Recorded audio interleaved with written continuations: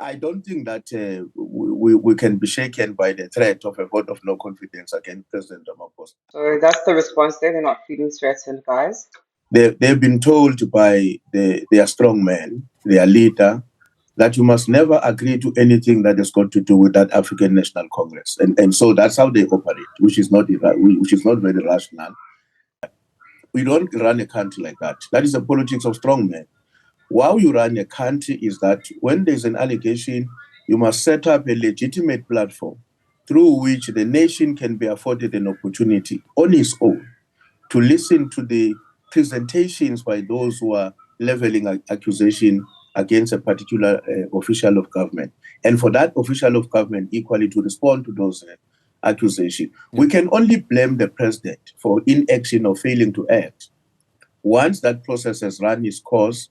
So basically, here we're hearing that in regards to the allegations against the protective or defense systems that are set in place in our country, we need to hear PowerPoint presentations. So I'm imagining, slides and them showing us, their side of the story. So each person showing their side of the story. And for 6 months, we're going to be doing that from what I'm understanding. Correct me if I'm wrong, guys.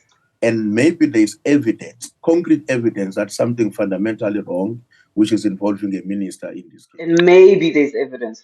Maybe, meaning if it's not, if it hasn't disappeared, because currently there's evidence, but that evidence might not be available anymore from what I'm hearing once this inquiry actually begins.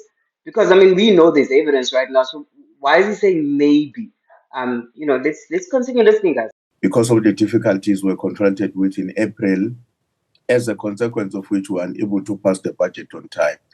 So we can't allow a situation where when we meet on the 23rd, public representatives are unable to discharge their responsibility in the best interest of our country, because that would have far-reaching consequences to the state of health in our country, the health department that is already very strained, education, social activities, and all other national imperatives, which you can't deal with unless the country has a budget. At the end of the day, guys, the ANC needs money so that they can continue doing the things that they are doing. The national imperative to ensure that the country functions effectively and that we have a possibility urgently and without any delay to respond to the demands of our people. This month, we're going to be voting for the appropriation bill in Parliament. And for that bill to pass, it requires that, at least in terms of the attendance, a minimum of 201 members of Parliament must be in the plenary on that day. And the majority of those who are in the plenary will determine whether the bill passes or does not pass.